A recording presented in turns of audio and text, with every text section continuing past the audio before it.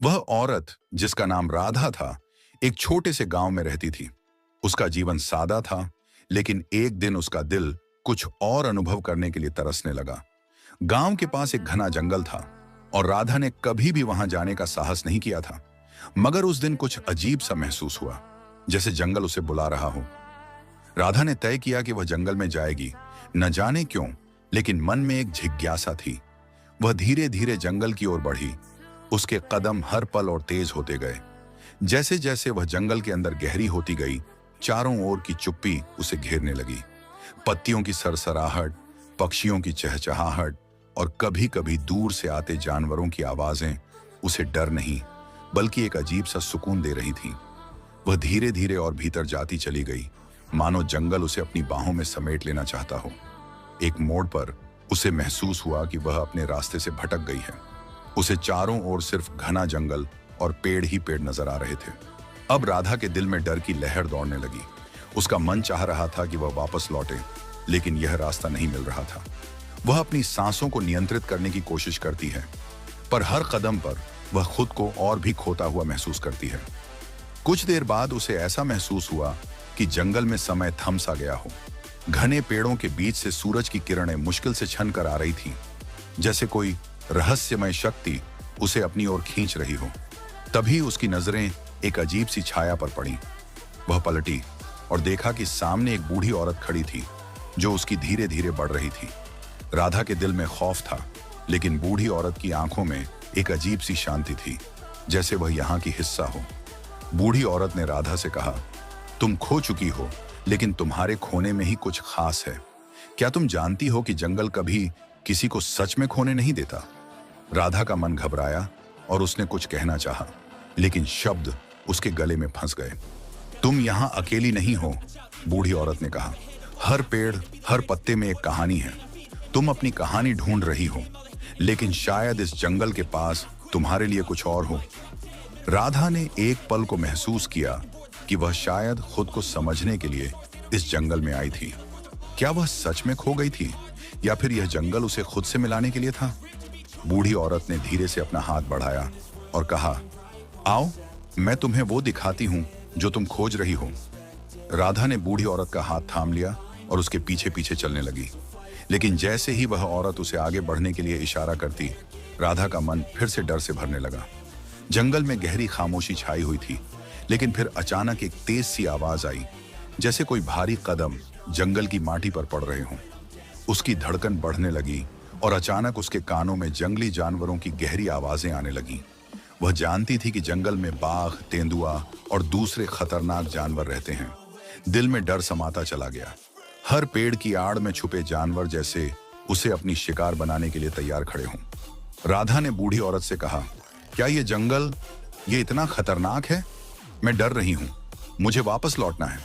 बूढ़ी औरत ने उसे शांत करते हुए कहा, डरो मत राधा, ये जंगल तुम्हारा सामना करने के लिए तैयार है। ये तुम्हारी परीक्षा नहीं है, बल्कि तुम्हारी ताकत को पहचानने का समय है। लेकिन राधा का डर लगातार बढ़ रहा था। उसके पास हर दिशा में डराने वाली आवाजें आ रही थीं। कभी कोई शाखा टूटने की, कभी किसी भारी पांव के दबने की। उसे महसूस हुआ कि जैसे वह अकेले नहीं है, जंगल के भीतर के जंगली जानवर भी उसकी ओर बढ़ रहे हैं। एक जोरदार गर्जना सुनाई दी और राधा की रूह कांप उठी। वह घबराई हुई और तेजी से कदम बढ़ाने लगी, पर फिर उसकी नजरें उस बूढ़ी औरत पर पड़ी। बूढ़ी औरत एकदम शांत थी, जैसे उसने इन आवाजों को कभी सुना ही ना हो। उसकी आंखों में एक गहरी शांति थी, जैसे उसे इस जंगल के रहस्यों का पूरा ज्ञान हो। तुम्हें डरने की जरूरत नहीं है, बूढ़ी औरत बोली। यह जंगल तुम्हारा डर नहीं, तुम्हारी हिम्मत पर विश्वास करना चाहता है।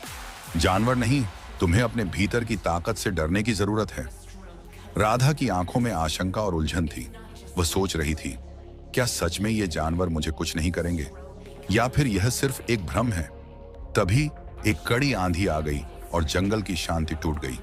हवा की तेज गड़गड़ाहट के बीच राधा ने एक विशाल साया देखा, एक बाघ जो उसकी ओर बढ़ता चला आ रहा था। उसकी आंखों में एक तूफान की तरह घृणा थी। राधा के शरीर में कंपी दौड़ गई, उसके पैर जड़ हो गए। बूढ़ी औरत ने राधा की तरफ देखा और उसकी आंखों में कहा, यह तुम पर निर्भर करता है। अगर तुम डरती रहोगी तो यह साया तुम्हारे पास आएगा, लेकिन अगर तुम अपने भीतर की शक्ति को पहचानोगी तो ये साया खुद पीछे हट जाएगा। राधा ने घबराए हुए दिल से एक कदम और पीछे हटने की कोशिश की, लेकिन बूढ़ी औरत ने उसकी बांह पकड़ ली। अब तुम्हें अपनी ताकत को जगाना होगा।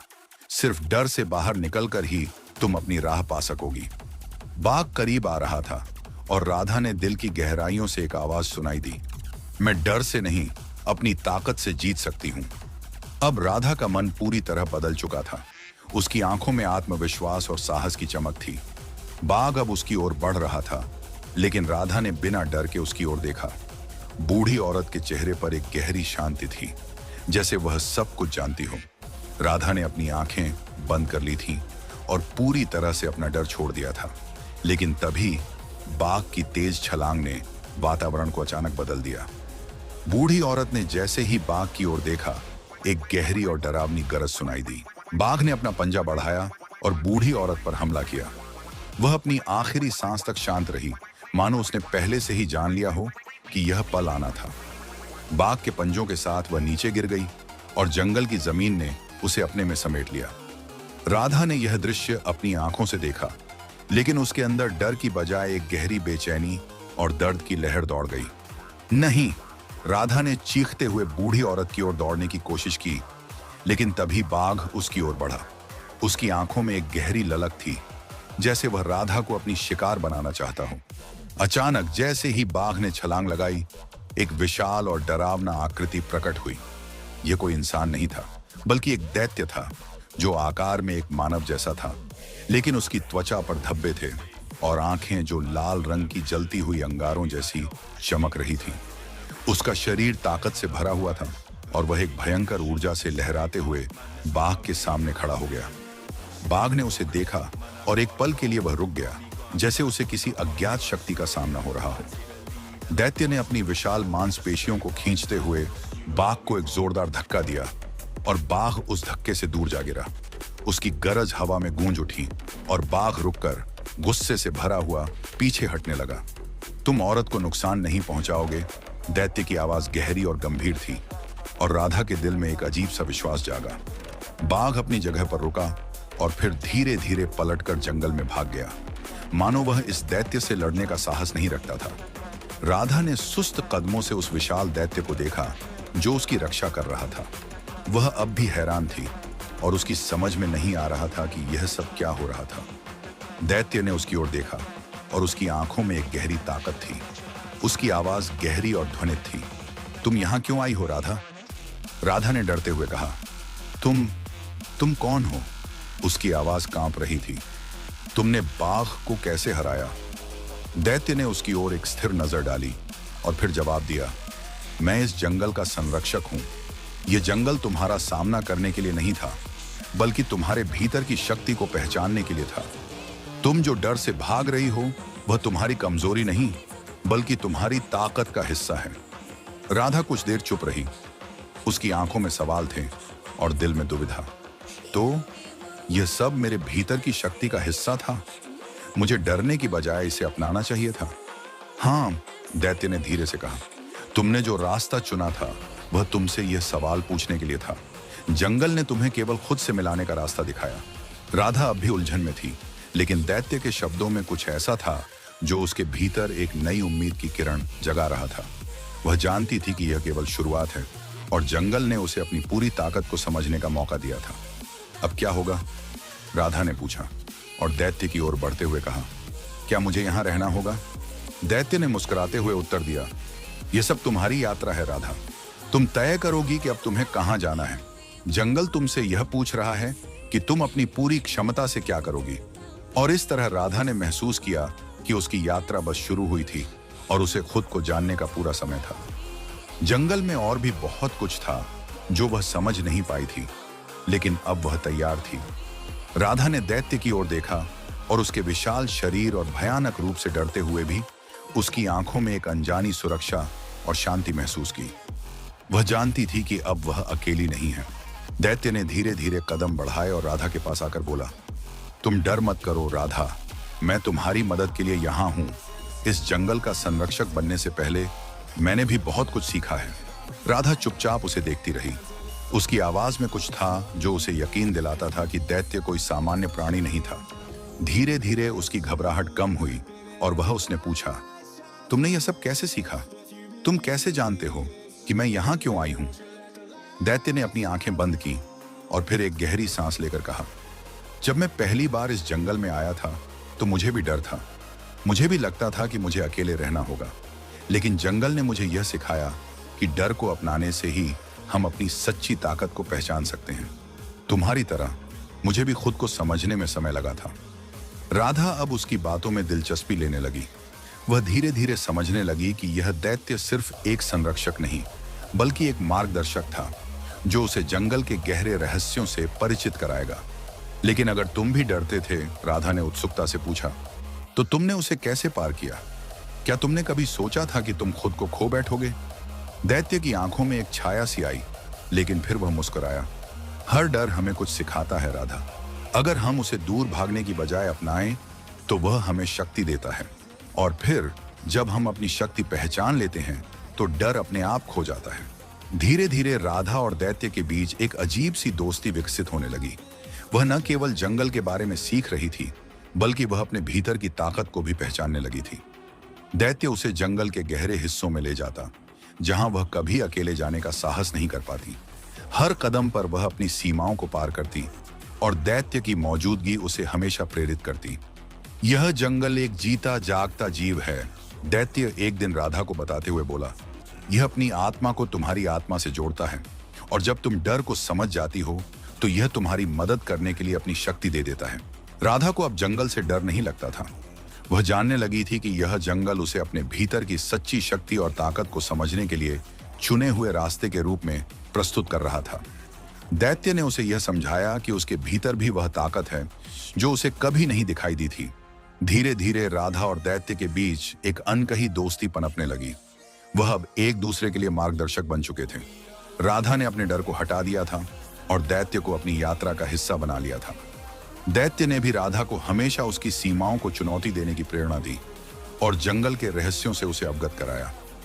एक दिन जब वे जंगल के सबसे गहरे हिस्से में पहुंचे, जहां केवल वे दोनों ही गए थे, राधा ने दैत्य से कहा, अब मुझे लगता है कि मैं कुछ और समझ पा रही हूं। ये जंगल और तुम मेरे भीतर की ताकत को पहचानने में मदद कर रहे हो। मैं अब वही नहीं हूं जो पहले थी। दैत्य ने राधा की ओर मुस्कुराते हुए देखा और कहा, यही तो असल यात्रा है राधा। ये तुम्हारा रास्ता है और तुम अपने डर से निकलकर अपनी पूरी क्षमता को पहचान सको। यही इसका उद्देश्य है। तुमने खुद को पाया है और यही सबसे बड़ी जीत है। राधा ने गहरी सांस ली और महसूस किया कि वह अब हर चुनौती का सामना कर सकती थी, और साथ ही उसे यह भी समझ में आया कि यह जंगल, दैत्य और उसकी दोस्ती सब उसे अपने जीवन के नए अर्थ को समझने का मौका दे रहे थे। एक दिन जब राधा और दैत्य जंगल के एक शांत और रहस्यमय हिस्से में चल रहे थे, दैत्य ने अचानक कहा, आज तुम्हें एक नई जगह दिखाऊंगा। तुम्हें मेरे लोगों से मिलना चाहिए ताकि तुम समझ सको कि मैं कहां से आया हूं और मेरी यात्रा किस प्रकार की रही है। राधा ने उत्सुकता से दैत्य की ओर देखा। तुम्हारे लोग? उसने पूछा। तुम बताओगे तुम कौन हो और कहां से आए हो?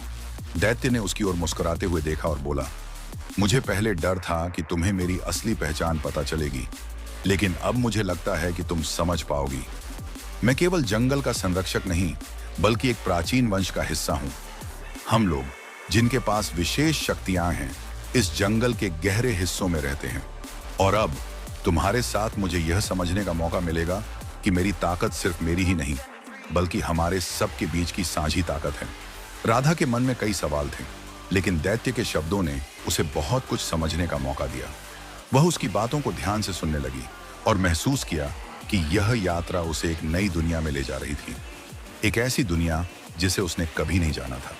कुछ देर बाद वे जंगल के एक और गहरे हिस्से में पहुंचे, जहां पेड़ घने थे और आकाश का केवल एक टुकड़ा दिखाई दे रहा था। वहां एक विशाल गुफा के अंदर एक छुपा हुआ मार्ग था, जिसे केवल दैत्य जानता था। उसने राधा को इशारा किया और दोनों उस मार्ग पर चलने लगे। जैसे ही वे मार्ग के अंत तक पहुंचे, राधा ने देखा कि वहां एक प्राचीन और सुंदर जगह थी, जो जंगल से कहीं अलग थी। यह एक बड़ा सा वादियों से घिरा हुआ स्थान था, जहां विशाल और सुंदर पत्थरों से बनी इमारतें खड़ी थीं। वहां के लोग जो आकार में इंसान जैसे थे, लेकिन उनके शरीर में कुछ खास शक्ति और रंगत थी। जैसे उनके अंगों में जड़ी बूटियां उगी हुई हों और उनकी आंखों में गहरी चमक थी। दैत्य ने राधा से कहा, यह मेरा घर है और ये लोग मेरे जैसे ही हैं। हम सभी इस जंगल के संरक्षक हैं और हमारी शक्ति का स्रोत इस जंगल की आत्मा है। राधा को समझ में आया कि यह लोग जंगल और प्रकृति से जुड़े हुए थे और उनकी शक्ति किसी बाहरी चीज से नहीं, बल्कि जंगल की गहरी ऊर्जा से आती थी। उन्होंने खुद को उस जंगल की आत्मा से जोड़ रखा था। दैत्य ने राधा को एक बड़े चट्टान के मंच पर बैठने का इशारा किया। धीरे धीरे गांव के अन्य लोग भी एकत्रित होने लगे। उनके चेहरों पर एक हल्की सी मुस्कान थी और वे राधा को अपनी अनोखी नजरों से देख रहे थे। दैत्य ने राधा को सबका परिचय कराया। ये मेरे साथी हैं और ये भी उसी जंगल के हिस्से हैं जिससे तुम अब जुड़ने जा रही हो। राधा को बहुत कुछ नया देखने को मिला। वहां के लोग साधारण नहीं थे। उनके शरीर में विशेष ऊर्जा की चमक थी और उनका रूप जैसे जंगल की ताकत से जुड़ा हुआ था। वे आपस में बात करते हुए एक दूसरे को ऊर्जा से जोड़ते थे, जैसे कोई मानसिक संवाद हो। एक वरिष्ठ व्यक्ति ने राधा से कहा, तुमने सही रास्ता चुना है राधा। इस जंगल में रहने से तुम खुद को पहचान सकोगी और तुम्हारी शक्ति जो छुपी हुई थी वह बाहर आ सकेगी। हम सब इस जंगल के संरक्षक हैं और तुम्हारा यात्रा इस दिशा में महत्वपूर्ण है। राधा को अब यह एहसास हुआ कि दैत्य और उसके लोग सिर्फ जंगल के संरक्षक नहीं, बल्कि इसके संतुलन और उसकी ऊर्जा के प्रतीक थे। यहाँ हर कोई प्रकृति से जुड़ा हुआ था और उनका जीवन जंगल की आत्मा से एक था। यह सब उसके लिए नया था, लेकिन धीरे धीरे उसने महसूस किया कि वह अब उस दुनिया का हिस्सा बन रही थी जहां डर और शंका की कोई जगह नहीं थी। दैत्य ने राधा से कहा, तुमसे मिलाकर हमें खुशी हुई राधा। अब तुम हमारे समुदाय का हिस्सा हो। तुम यहाँ के रहस्यों को समझ पाओगी और तुम हमारी ताकत का हिस्सा बन जाओगी। राधा की आंखों में चमक थी। वह अब समझने लगी थी कि यह जंगल और यह प्राचीन समुदाय उसकी यात्रा का असली मकसद था। यहाँ वह खुद को ढूंढने के साथ साथ अपने भीतर की अनजानी शक्ति को भी पहचानने वाली थी। यह सब कुछ नया था और राधा के दिल में अजीब सी खुशी और शांति का एहसास हो रहा था। वह अब जानती थी कि उसकी यात्रा बस अब शुरू हुई थी और इस जंगल और उसके लोग उसे एक नई दिशा में ले जाएंगे। राधा और दैत्य के बीच की दोस्ती धीरे धीरे एक गहरी समझ और संबंध में बदलने लगी। समय के साथ जब वे एक दूसरे के साथ अधिक समय बिताने लगे, उनके बीच का रिश्ता अब पहले जैसा नहीं रहा। दैत्य की उपस्थिति राधा को सुरक्षित और सशक्त महसूस कराती थी और वह समझने लगी थी कि वह अकेली नहीं है। कोई है जो उसके साथ है, जो उसकी ताकत को पहचानता है। दैत्य के साथ बिताए गए हर पल ने राधा के दिल में कुछ नया और अनोखा पैदा किया। वह पहले की तरह डरी सहमी नहीं रही थी। जंगल की गहरी चुप्पे और उसकी आत्मा अब उसे आकर्षित करती थी। जब दैत्य उसके पास होता तो वह जैसे अपने डर और कमजोरियों से बाहर निकलने के लिए प्रेरित होती। दैत्य भी राधा के साथ बिताए समय में बदलाव महसूस करने लगा। पहले वह उसे केवल एक मार्गदर्शक और संरक्षक के रूप में देखता था, लेकिन धीरे धीरे उसने राधा को अपनी सच्ची साथी के रूप में पहचानना शुरू किया। उसकी आंखों में अब एक गहरी चमक थी और उसका दिल राधा के पास था। राधा की मासूमियत और साहस ने दैत्य को एक नई तरह की शांति और आनंद का एहसास दिलाया। एक शाम जब वे दोनों जंगल के एक खुले मैदान में बैठे थे, रात की ठंडी हवा उनके चेहरे पर चल रही थी और तारों से भरा आकाश उनके ऊपर था। चांद की रोशनी में सब कुछ और भी सुंदर लग रहा था। दैत्य ने धीरे से राधा की ओर देखा और उसकी आंखों में गहरी भावनाएं थीं। तुम जानते हो राधा, दैत्य ने कहा, जब से तुम मेरे साथ आई हो, इस जंगल में सब कुछ बदल गया है। मेरी ताकत केवल जंगल की ऊर्जा पर नहीं, बल्कि तुम्हारी आंखों में छुपी शक्ति पर भी निर्भर करती है। राधा ने उसकी बातों को ध्यान से सुना और फिर हल्के से मुस्कुराते हुए कहा, मैं भी महसूस करती हूँ दैत्य, तुम्हारी मदद से मैंने बहुत कुछ सीखा है और अब मुझे लगता है कि मैं अपने आप को समझ पा रही हूँ। तुम्हारे साथ होने से मुझे ऐसा लगता है कि मैं सब कुछ कर सकती हूँ। दैत्य ने उसकी बातों को सुना और फिर धीरे से राधा के पास आया। वह जानता था कि यह वो पल था जब उन्हें अपनी भावनाओं का इजहार करना था। उसकी आंखों में एक अनकहा संदेश था जो अब तक दोनों के बीच था, लेकिन कभी शब्दों में नहीं कहा गया था। राधा, दैत्य ने धीरे से कहा, मैं अब भी तुम्हारे साथ इस जंगल में हूं तुम्हारा संरक्षक नहीं बल्कि तुम्हारा साथी। तुम मेरे जीवन का हिस्सा बन गई हो और यह महसूस करता हूं कि जो कुछ भी हमारे बीच है वह केवल दोस्ती से कहीं बढ़कर है। राधा का दिल तेजी से धड़कने लगा। वह समझ गई कि दैत्य ने जो कहा वह उसकी अपनी भावनाओं का इजहार था।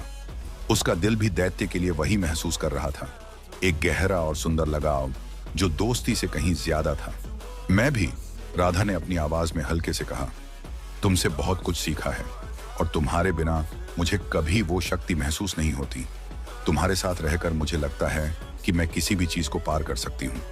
कुछ पल की चुप्पी के बाद दैत्य ने धीरे से राधा के चेहरे की ओर देखा और फिर उसके पास आकर उसकी आंखों में देखा। उसकी आंखों में एक अद्वितीय नर्मता थी और उसके दिल में एक गहरी चाहत थी।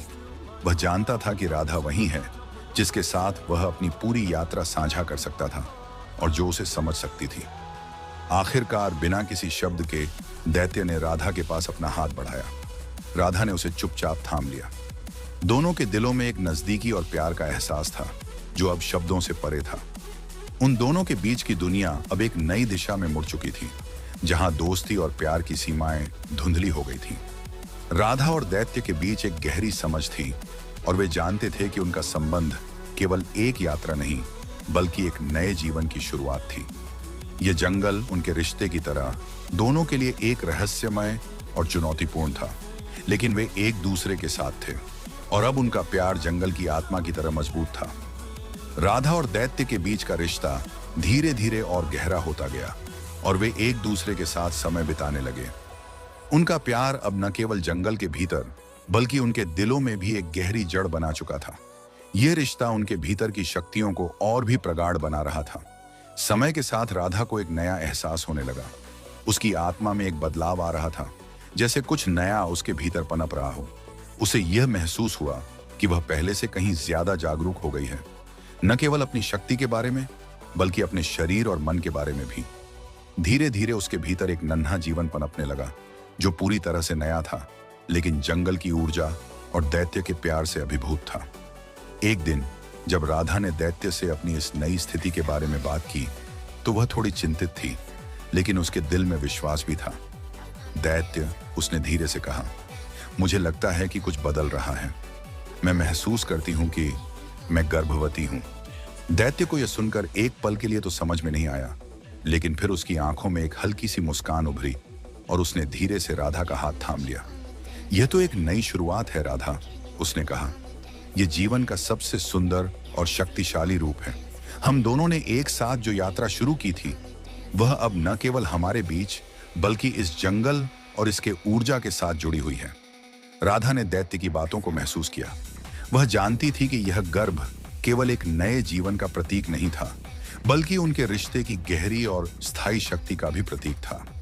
इस बच्चे के माध्यम से वह और दैत्य अपने प्यार और अपनी यात्रा को एक नए स्तर पर ले जाने वाले थे। धीरे धीरे राधा की गर्भावस्था बढ़ने लगी और उसकी बढ़ती हुई स्थिति के साथ जंगल में भी एक नया हलचल देखने को मिलने लगा। जैसे ही राधा का शरीर बदलने लगा वैसे ही वह महसूस करने लगी कि जंगल की ऊर्जा भी बदल रही थी। वह अब पूरी तरह से जंगल के साथ जुड़ी हुई थी और उसका गर्भ उस ऊर्जा का हिस्सा बन चुका था। दैत्य ने उसे इस समय के दौरान पूरी तरह से सहारा दिया। वह हमेशा उसके पास था। उसे शक्ति और प्रेम की आवश्यकता महसूस होती तो वह उसे अपना ध्यान और समर्थन देता। राधा भी अब पूरी तरह से इस यात्रा के साथ तालमेल बिठा चुकी थी और उसे महसूस होने लगा कि वह सिर्फ अपने लिए नहीं बल्कि उस आने वाले जीवन के लिए भी इस जंगल और दैत्य के साथ जुड़ी हुई थी। एक दिन जब राधा जंगल में एक स्थान पर खड़ी थी, उसने महसूस किया कि कुछ अद्भुत हो रहा था। उसकी आंखों में एक गहरी चमक थी और उसकी नजरें आसमान की ओर थीं। उसने दैत्य से कहा, देखो, यह जंगल अब पहले जैसा नहीं रहा। मुझे लगता है कि हमारे बच्चे के आने के साथ यहाँ कुछ नया शुरू होगा। दैत्य ने उसकी ओर देखा और उसकी आंखों में गहरी समझ और गर्व था। तुम सही कह रही हो राधा, उसने कहा। यह जंगल अब हमारे बच्चे के लिए तैयार हो रहा है और यह सब कुछ नया होगा। उन दोनों को अब यह एहसास था कि उनके बीच का यह प्यार और नया जीवन केवल उनका नहीं था बल्कि यह जंगल और उसकी आत्मा का हिस्सा था। उनका बच्चा इस दुनिया का एक नया अध्याय लेकर आएगा जो जंगल और उसकी शक्ति को नई दिशा में ले जाएगा। अब राधा का गर्भ न केवल उनके रिश्ते की गहरी बात का प्रतीक था, बल्कि यह जंगल और उसके लोगों के लिए एक नई शुरुआत का संकेत भी था। राधा और दैत्य के प्यार से उपजी यह नई जिंदगी जंगल की हर एक शाखा, पत्ते और जीव जंतु के बीच फैलने वाली थी। यह जीवन का एक नया चक्र था जो राधा और दैत्य के रिश्ते की तरह अनंत और गहरी शक्ति से भरा हुआ था। जैसे जैसे समय गुजरता गया, राधा और दैत्य दोनों यह समझने लगे कि उनका बच्चा केवल एक सामान्य बच्चा नहीं, बल्कि वह जंगल और प्रेम की एक नई ऊर्जा का वाहक होगा। और यह प्रेम, यह शक्ति आने वाली पीढ़ियों तक अपनी छाप छोड़ने वाली थी। राधा और दैत्य के बीच का संबंध अब इतना गहरा हो चुका था कि दोनों एक दूसरे से अपनी सारी बातें साझा करने लगे थे। एक दिन जब वे दोनों जंगल के एक शांत और उथल पुथल से दूर स्थान पर बैठे थे, दैत्य ने राधा से कहा, राधा, तुम्हारे साथ रहते हुए मुझे लगता है कि अब मुझे अपनी पूरी कहानी तुम्हें बतानी चाहिए, क्योंकि तुम अब मेरे जीवन का हिस्सा हो और तुम्हें सच जानने का हक है। राधा ने ध्यान से उसकी ओर देखा। उसकी आंखों में विश्वास और प्यार था। मैं तुम्हारी कहानी जानना चाहती हूँ दैत्य, तुम्हारा सच क्या है? दैत्य ने गहरी सांस ली और अपनी आंखों को बंद किया, जैसे वह अतीत में खो जाना चाहता हूँ।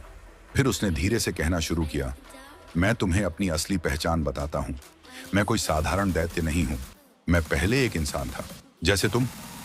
राधा की आंखों में हैरानी थी, लेकिन उसने चुपचाप दैत्य की बातों को सुनना जारी रखा। यह कई साल पहले की बात है, दैत्य ने कहा, जब मैं एक साधारण व्यक्ति था जो अपनी गायों को जंगल में चराने लाया करता था। मैं कभी साधु नहीं था, लेकिन एक दिन एक बहुत प्रसिद्ध साधु तपस्या करने के लिए इस जंगल में आया था। वह बहुत शक्तिशाली था और उसकी तपस्या के कारण जंगल की सारी ऊर्जा भी प्रभावित होती थी। मेरी गायें उस साधु के पास चरने आ गईं और गलती से मेरी गाय ने उसे लात मार दी। साधु का ध्यान टूट गया और उसकी तपस्या भंग हो गई। वह गुस्से में आकर मुझे शाप दे दिया। राधा चुपचाप उसे सुन रही थी। उसकी आंखों में सवाल थे। तो फिर क्या हुआ? उस साधु ने मुझे गुस्से में आकर कहा कि मैं अब इस जंगल में 14 महीने तक एक दैत्य के रूप में रहूंगा। इस शाप के तहत मुझे अपनी असली पहचान खोनी पड़ी और मुझे जंगल के भीतर एक भयानक रूप में जीने के लिए मजबूर किया गया। साधु ने मुझे यह भी कहा कि मैं तभी अपने असली रूप में लौट सकूंगा जब मैं किसी को अपने दिल से प्यार करूंगा और वह व्यक्ति मुझे बिना किसी डर के अपनाएगा। दैत्य ने अपनी आंखें खोलते हुए राधा की ओर देखा। और राधा, तुम वह व्यक्ति हो। तुमने मुझे स्वीकार किया। तुमने मुझे डर से नहीं, बल्कि समझ और प्यार से देखा। इसलिए ही अब मुझे लगता है कि मेरे 14 महीने पूरे हो चुके हैं और अब इस जंगल में एक नई शुरुआत हो सकती है। राधा को अब सब कुछ समझ में आ गया था। वह बहुत चौंकी थी, लेकिन साथ ही उसकी आंखों में दया और सहानुभूति भी थी।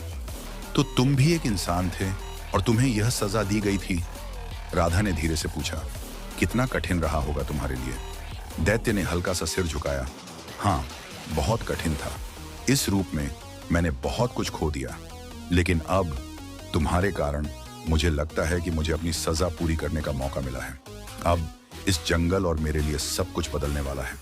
राधा ने उसकी बातों को समझा और फिर उसने धीरे से उसकी ओर बढ़ते हुए कहा, तुमने जो भी महसूस किया, जो भी सहा, मैं समझती हूँ, लेकिन अब तुम्हारा समय बदलने वाला है। तुम एक नए जीवन की ओर बढ़ सकते हो। तुमने पहले भी अपनी सजा को स्वीकार किया, अब तुम्हें अपने प्यार और सत्य को भी स्वीकार करना चाहिए।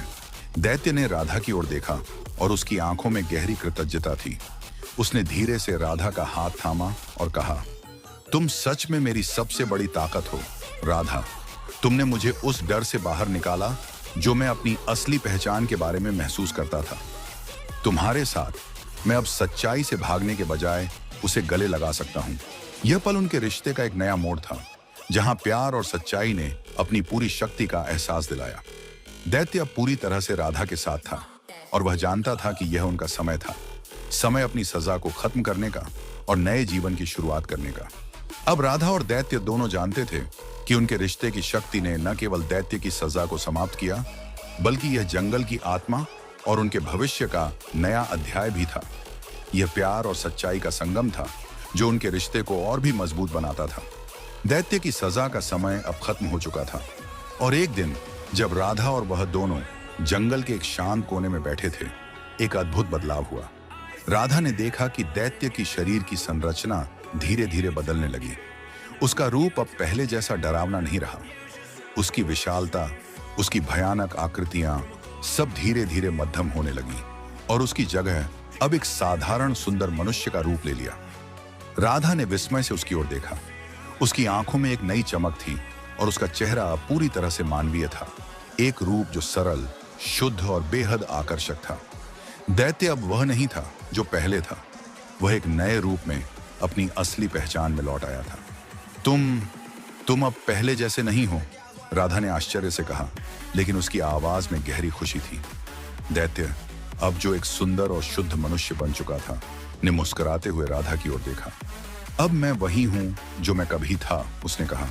सजा के बाद मुझे जो रूप मिला था वह सिर्फ मेरे भीतर के अंधकार और गुस्से का प्रतीक था, लेकिन अब तुमसे मिलने के बाद मैंने अपनी सच्चाई को अपनाया और मुझे यह एहसास हुआ कि जीवन का असली रूप प्यार और समझ में है। राधा के चेहरे पर एक गहरी मुस्कान थी। अब तुम वह हो जो तुम थे और जो तुम हमेशा रहना चाहते थे, उसने कहा। अब हम दोनों को एक नई शुरुआत मिल रही है। अब दोनों ने जंगल छोड़ने और अपनी नई जिंदगी की ओर कदम बढ़ाने का निर्णय लिया। जंगल जो उनके रिश्ते की शुरुआत और परीक्षणों का स्थल था, अब उनके पीछे था। राधा और दैत्य, जो अब एक साधारण लेकिन सुंदर मनुष्य बन चुका था, गांव की ओर लौटने लगे। गांव लौटने पर लोगों ने देखा कि वह वही दैत्य था, लेकिन अब उसका रूप बदल चुका था। लोग चौंक गए, लेकिन राधा और वह अब किसी के डर से नहीं, बल्कि आत्मविश्वास और सच्चाई से भरे हुए थे। राधा ने दैत्य के साथ मिलकर गांव में एक नई शुरुआत की। उनके पास अब न केवल एक नया रूप था, बल्कि एक नया उद्देश्य भी था, अपनी जिंदगी को प्यार, समझ और परिपूर्णता के साथ जीने का। दुनिया के बाकी हिस्सों से अलग उनका प्यार और अनुभव जंगल के उस गहरे कोने में पैदा हुआ था, लेकिन अब वह उस प्यार को बाहर की दुनिया में साझा करने को तैयार थे। दोनों ने मिलकर खेती की, गांव के लोगों की मदद की और धीरे धीरे उनकी कहानी और प्रेम ने सबका दिल जीत लिया। ये प्यार जो जंगल में एक सजा और अंधकार से शुरू हुआ था, अब एक नई दिशा में फैलने लगा था। एक प्यार जो न केवल उन्हें बल्कि पूरे गांव को शांति और समृद्धि की ओर ले गया। राधा और दैत्य, जो अब एक साधारण मनुष्य बन चुका था, ने अपनी नई जिंदगी की शुरुआत की और दोनों ने मिलकर दिखा दिया कि सच्चा प्यार और समझ किसी भी कड़ी सजा को खत्म कर सकते हैं और नए जीवन की शुरुआत कर सकते हैं।